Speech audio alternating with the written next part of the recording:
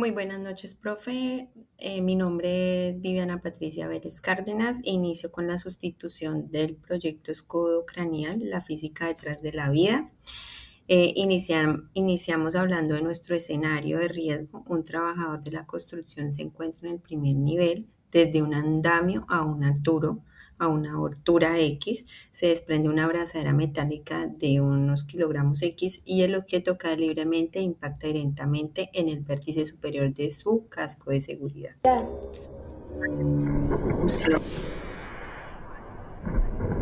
Yo recreé los cuatro.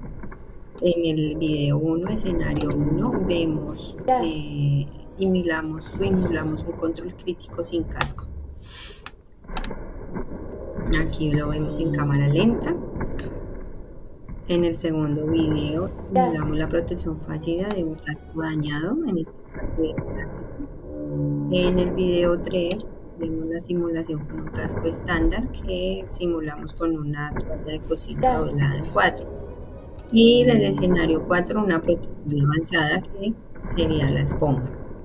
El análisis que yo saqué en estos cuatro escenarios es, en el primer escenario, que el tomate está libre, simulamos una persona sin casco. En este el tomate sufre daños graves. Toda la energía del impacto de la botella es directo sobre un solo punto del cráneo. Para nuestro escenario 2, el tomate se aplasta significativamente. Este recubrimiento plástico se dobla ofreciendo una resistencia mínima que no logra proteger la integridad del sujeto. En el tercer escenario, el tomate sufre daños menores o algunas grietas, pero mantiene su forma general. La tela doblada hace que se absorba el impacto y distribuya la fuerza sobre la superficie. La protección avanzada casco con absorción, ¿qué pasa?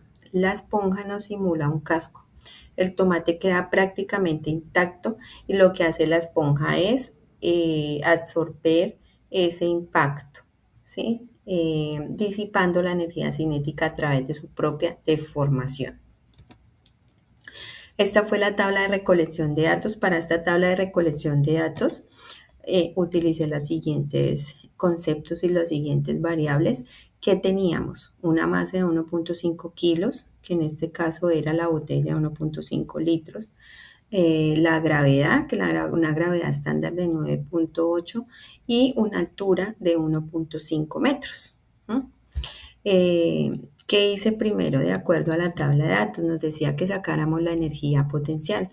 Yo que tomé la masa por la gravedad por la altura, ¿sí? Esto me dio estos resultados en cada caso. La velocidad del impacto, que es la velocidad justo antes de tocar el impacto. Esto se saca por la raíz cuadrada de 2 por gravedad por la altura. El impulso es el cambio en la cantidad del movimiento y esto lo sacamos la masa por la velocidad, que fue el valor que me dio anteriormente en la velocidad del impacto. Eh, Volvemos al tiempo del impacto.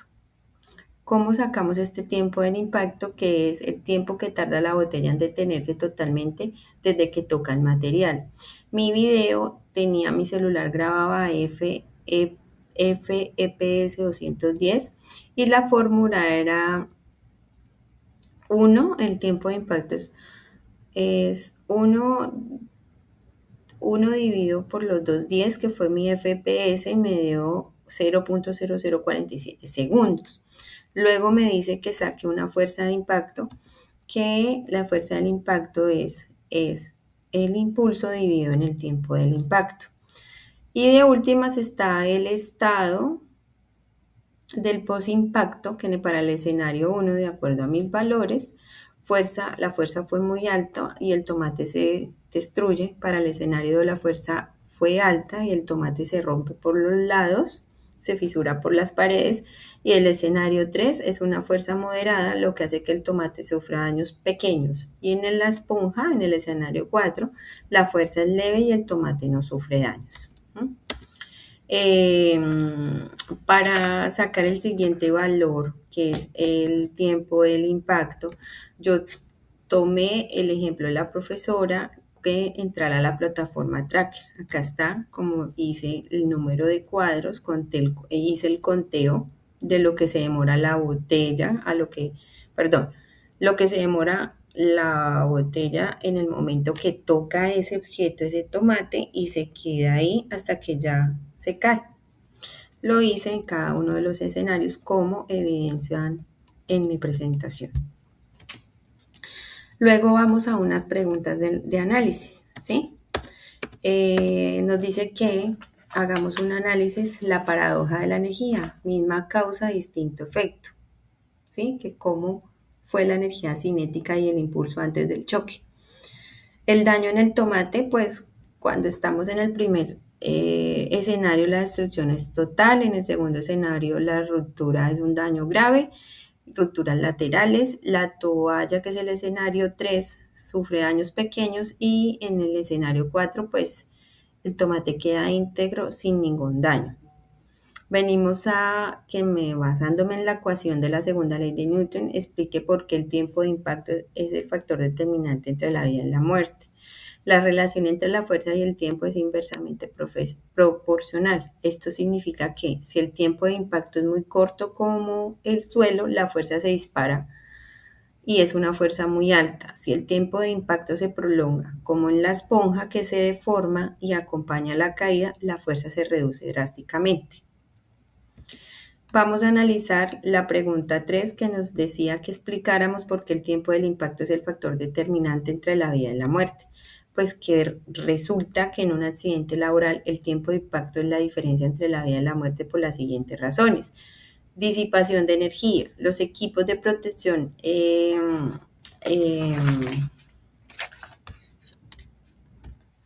bueno, para la pregunta 3, la pregunta 1 en la parte 3, en un accidente laboral el tiempo de impacto es la diferencia entre la vida y la muerte por las siguientes razones. Disipación de energía. Todos estos equipos de protección como los cascos o los arnés toman un papel de absorbedores de energía. Están diseñados para aumentar este tiempo de frenado. Reducción de la carga sobre el cuerpo. Si una persona cae sobre concreto, el cuerpo se detiene en milésimas de segundos, generando una fuerza que los huesos y los órganos no pueden soportar. En el efecto de la esponja, que sería nuestro escenario 4, al igual que con el tomate, si usamos superficies que se deformen, estamos aumentando el tiempo del impacto. Al ser el denominador más grande en la ecuación, la fuerza de impacto disminuye a niveles que el cuerpo humano puede resistir sin sufrir daños letales. En resumen, pues no podemos evitar que la gravedad genere energía cinética, pero mediante estos equipos podemos manipular el tiempo de la energía, logrando que no hayan accidentes graves. Para la segunda pregunta nos decía que de acuerdo a describiéramos por el teorema del trabajo y la energía, ¿qué sucedió con la energía en ambos casos? ¿Qué nos dice este teorema? Que el trabajo realizado por una fuerza externa es igual al cambio en la energía cinética del objeto. En ambos casos el tomate llega en mis datos con 22,05 joules de energía y debe terminar en 0 al detenerse. La diferencia radical está en cómo se realiza el trabajo para detenerlo. En el escenario 1, la pregunta 2 dice en qué se transformó la energía cinética en el escenario 1 y cómo logró la esponja en el escenario 4 para que no dañara el tejido del tomate. En el escenario 1, ¿a dónde se fue esta energía? Como el tomate no puede moverse hacia adentro del suelo, él queda estático en la superficie plana y dura. Esta energía cinética se transforma instantáneamente en energía de deformación plástica o energía térmica como el calor. ¿Qué pasa al no haber espacio para frenar? La energía se libera rompiendo estas estructuras del tomate. El trabajo de frenado lo hace la propia estructura del mismo objeto. Al destruirse, la energía se disipa creando grietas, salpicaduras y ruidos.